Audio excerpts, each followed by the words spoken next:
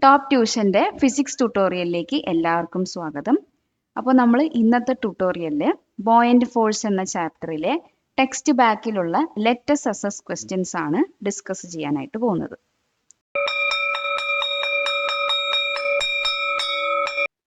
Question: If an object weighs 0.2 kilogram weight in air and 0.19 kilogram weight when fully immersed in water, what is the loss of weight of the object in water? അതായത് ഒരു ഒബ്ജക്റ്റിൻ്റെ wait എയറിൽ 0.2 kilogram wait എന്നാണ്. അതേ ഒബ്ജക്റ്റിനെ നമ്മൾ വെള്ളത്തിലേക്ക് immerse ചെയ്ത് കഴിയുമ്പോൾ അതിൻ്റെ വെയിറ്റ് എന്ന് പറയുന്നത് 0.19 കിലോഗ്രാം വെയിറ്റ് എന്നായി.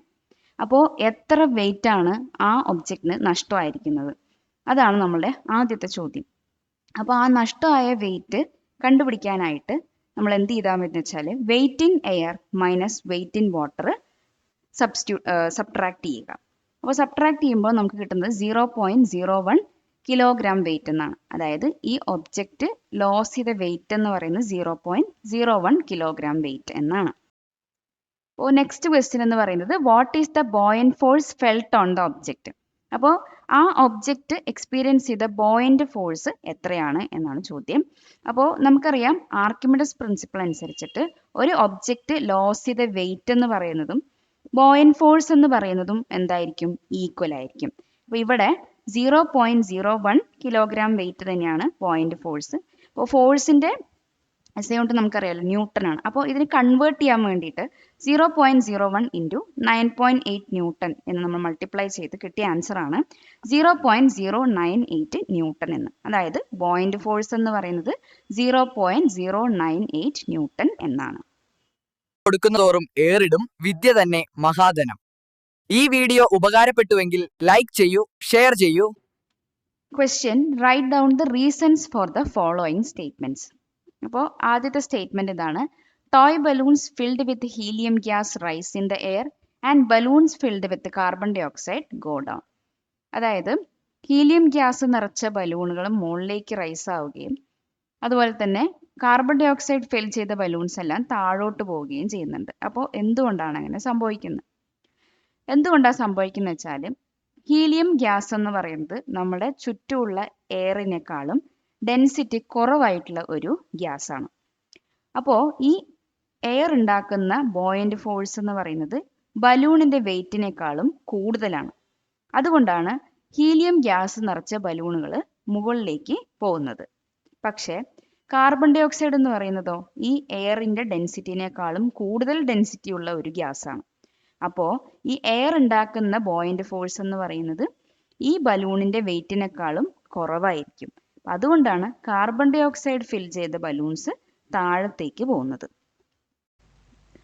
ഓക്കെ, അപ്പം നെക്സ്റ്റ് സ്റ്റേറ്റ്മെന്റ് എന്ന് പറയുന്നത് a ship plunges less in water when the weight is unloaded at the port. അപ്പോൾ പോർട്ടിൽ വെച്ച് ഷിപ്പിൻ്റെ വെയിറ്റ് എല്ലാം അൺലോഡ് ചെയ്ത് കഴിഞ്ഞാൽ, ഷിപ്പിൻ്റെ ഉള്ളിലുള്ള വെയിറ്റുകളെല്ലാം അൺലോഡ് ചെയ്ത് കഴിഞ്ഞാൽ പിന്നീട് ഷിപ്പ് ഫ്ലോട്ട് ചെയ്യുന്ന സമയത്ത് താഴോട്ട് പോകുന്നത് കമ്മിയായിരിക്കും. ഓക്കെ, അപ്പോൾ എന്തുകൊണ്ടാണ് അങ്ങനെ സംഭവിക്കുന്നത്? അപ്പോൾ നമുക്കറിയാം ഷിപ്പ് ഫ്ലോട്ട് ചെയ്യുന്നതിൻ്റെ കാരണം വെള്ളത്തിൽ നിന്ന് കിട്ടുന്ന അപ്വേർഡ് ബോയൻ്റ് ഫോഴ്സ് കാരണമാണ്. അതായത് ഷിപ്പിൻ്റെ വെയിറ്റ് ബാലൻസ് ചെയ്ത് നിർത്തുന്നത് ഈ അപ്വേർഡ് ബോയൻ്റ് ഫോഴ്സാണ്. ഈ ബോയൻ്റ് ഫോഴ്സ് വരുന്നത് ഷിപ്പ് ഡിസ്പ്ലേസ് ചെയ്ത് കളയുന്ന വെള്ളത്തിൽ നിന്നാണ്. അപ്പോൾ ഒരു ഷിപ്പ് ഹെവിയർ ആണെന്നുണ്ടെങ്കിൽ അതിന് കൂടുതൽ ബോയൻ്റ് ഫോഴ്സ് ആവശ്യമാവുകയും അതുപോലെ തന്നെ ആ ഷിപ്പ് കൂടുതൽ വാട്ടർ ഡിസ്പ്ലേസ് ചെയ്ത് കളയുകയും ചെയ്യും. അപ്പം അത് കൂടുതൽ താഴത്തേക്ക് സിങ്ക് ചെയ്യും. പക്ഷേ ഇവിടെ നമ്മൾ കാർഗോയും മറ്റ് വെയിറ്റുകളെല്ലാം എന്താണ് അൺലോഡ് ചെയ്തിരിക്കുകയാണ് പോർട്ടിൽ നിന്ന്. അപ്പോൾ ഇതിൻ്റെ വെയിറ്റ് എന്ന് പറയുന്നത് കമ്മിയാവും. കമ്മിയാവുമ്പം ഡിസ്പ്ലേസ് ചെയ്ത് കളയുന്ന വെള്ളവും കമ്മിയായിരിക്കും, അതുകൊണ്ട് ബോയൻ്റ് ഫോഴ്സും കമ്മിയായിരിക്കും. അപ്പോഴാണ് ഈ ഷിപ്പ് ഉയർന്നു നിൽക്കുന്നത്, താഴത്തേക്ക് സിങ്ക് ആയി പോവാതെ ഉയർന്നു നിൽക്കുന്നത് അതുകൊണ്ടാണ്. ഹൈസ്കൂൾ വിദ്യാർത്ഥികൾക്കായി ചെറിയ ബാച്ച് സൈസിലുള്ള ട്യൂഷൻ ക്ലാസുകളിലൂടെ മികച്ച വിജയം നേടാൻ ഇന്ന് തന്നെ ടോപ്പ് ട്യൂഷൻ സെന്ററിൽ ജോയിൻ ചെയ്യൂ. Question: The use of life jackets in boats are mandatory. Explain it in terms of buoyant force. അപ്പം ബോട്ടുകളിൽ നമ്മൾ ട്രാവൽ ചെയ്യുന്ന സമയത്ത് ലൈഫ് ജാക്കറ്റ്സ് എന്ന് പറയുന്നത് വളരെ മാൻഡേറ്ററി ആയിട്ടുള്ള ഒരു കാര്യമാണ്. അപ്പം അത് ബോയൻ ഫോഴ്സിന്റെ അടിസ്ഥാനത്തിൽ എക്സ്പ്ലെയിൻ ചെയ്യാനാണ് പറഞ്ഞിരിക്കുന്നത്. അപ്പോൾ ലൈഫ് ജാക്കറ്റ്സ് എന്ന് പറയുന്നത് ബോട്ടുകളിൽ പോകുമ്പോൾ മാൻഡേറ്ററി ആണ്. കാരണം വെള്ളത്തിൽ നമ്മളുടെ സേഫ്റ്റി എൻഷുർ ചെയ്യാൻ വേണ്ടിയിട്ടാണ് നമ്മൾ ലൈഫ് ജാക്കറ്റ്സ് ധരിക്കുന്നത്. അപ്പോൾ ഇവിടെ ബോയന്റ് ഫോഴ്സുമായിട്ട് എന്താണ് കണക്ഷൻ എന്ന് ചോദിച്ചു കഴിഞ്ഞാൽ, ഈ ലൈഫ് ജാക്കറ്റ്സ് എന്ന് പറയുന്നത് ലോ ഡെൻസിറ്റി മെറ്റീരിയൽസ് വെച്ചിട്ട് ഉണ്ടാക്കിയതാണ്. അപ്പോൾ ഈ ലോ ഡെൻസിറ്റി മെറ്റീരിയൽ നമ്മൾ ധരിക്കുന്ന സമയത്ത് നമ്മുടെ മൊത്തത്തിലുള്ള വോള്യൂം കൂടും. അപ്പം വോള്യൂം കൂടിക്കഴിഞ്ഞാൽ എന്താ സംഭവിക്കുന്നത് വെച്ചാൽ, ഈ ബോയന്റ് ഫോഴ്സ് എന്ന് പറയുന്നതും ഒരു ഒബ്ജക്റ്റിന്റെ വോള്യൂം എന്ന് പറയുന്നതും ഡയറക്ട്ലി പ്രൊപ്പോർഷണൽ, രണ്ടും ഡിപ്പെൻഡഡ് ആണ്. അപ്പം ഇവിടെ നമ്മുടെ ഒരു പേഴ്സന്റെ വോള്യൂം ഇൻക്രീസ് ആവുമ്പോൾ അവിടെ ആക്ട് ചെയ്യുന്ന ബോയന്റ് ഫോഴ്സും എന്താവും, ഇൻക്രീസ് ആവും. അപ്പം വെള്ളത്തിൽ നിന്നുള്ള ബോയന്റ് ഫോഴ്സ് ഇൻക്രീസ് ആവുമ്പോൾ അത് നമ്മളെ ഫ്ലോട്ട് ചെയ്ത് നിൽക്കാനായിട്ട് സഹായിക്കും. അപ്പോൾ ബോയന്റ് ഫോഴ്സ് താഴേക്ക് സിങ്ക് ചെയ്ത് പോവാതിരിക്കാൻ നമ്മളെ പ്രിവെന്റ് ചെയ്യും. അതുപോലെ തന്നെ നമ്മളുടെ സേഫ്റ്റിയും എൻഷുർ ചെയ്യും. Question: The density of saturated salt water is 1025 kg/m³. Calculate its relative density. അതായത് സാച്ചുറേറ്റഡ് സോൾട്ട് വാട്ടറിന്റെ ഡെൻസിറ്റി തന്നിട്ടുണ്ട്, നമ്മളോട് റിലേറ്റീവ് ഡെൻസിറ്റി കണക്കാക്കാനാണ് പറഞ്ഞിരിക്കുന്നത്. അപ്പോൾ ഈ റിലേറ്റീവ് ഡെൻസിറ്റി എന്ന് പറയുന്നത് ആക്ച്വലി ഒരു റേഷ്യോയാണ്. ഒരു സബ്സ്റ്റൻസിന്റെ ഡെൻസിറ്റിയും വെള്ളത്തിന്റെ ഡെൻസിറ്റിയും തമ്മിലുള്ളൊരു കമ്പാരിസൺ ആണ് ഈ റിലേറ്റീവ് ഡെൻസിറ്റി എന്ന് പറയുന്നത്. ഓക്കെ, അപ്പോൾ നമുക്ക് ആദ്യം തന്നിരിക്കുന്ന വാല്യൂ എന്ന് പറയുന്നത് ഒന്ന് സോൾട്ട് വാട്ടറിന്റെ ഡെൻസിറ്റി ആണ് 1025 kg/m³. മറ്റൊന്ന് ഡെൻസിറ്റി ഓഫ് ദ വാട്ടർ ആണ്. ഡെൻസിറ്റി ഓഫ് വാട്ടർ എന്ന് പറയുന്നത് 1000 kg/m³ ആണ്. അപ്പോൾ റിലേറ്റീവ് ഡെൻസിറ്റി കണ്ടുപിടിക്കാനുള്ള ഫോർമുല എന്ന് പറയുന്നത് density of the substance divided by density of the water എന്നാണ്. അപ്പോൾ സാച്ചുറേറ്റഡ് സോൾട്ട് വാട്ടറിന്റെ റിലേറ്റീവ് ഡെൻസിറ്റി എന്ന് പറയുന്നത് 1.025 എന്നാണ്. Subscribe to this channel for more videos like this. Question: The illustration shows how an object is suspended in air and dipped in a liquid in different ways using a spring balance. അപ്പോൾ spring balance use ചെയ്തൊരു ഒബ്ജക്റ്റിനെ പല രീതിയിലായിട്ട് dip ചെയ്ത് വെച്ചിട്ടുണ്ട്. അപ്പം ഈ illustration നോക്കിയിട്ട് വേണം നമ്മളിവിടുത്തെ ക്വസ്റ്റ്യൻസ് ആൻസർ ചെയ്യാനായിട്ട്. അപ്പോൾ ക്വസ്റ്റ്യൻ ഇതാണ്: what is the reason for the difference in buoyant force in figure 2 and 3? അപ്പോൾ 2ലും 3ലും വന്ന ഈ ബോയന്റ് ഫോഴ്സിന്റെ ഡിഫറൻസിന്റെ കാരണം എന്താണെന്നുള്ളതാണ് ചോദ്യം.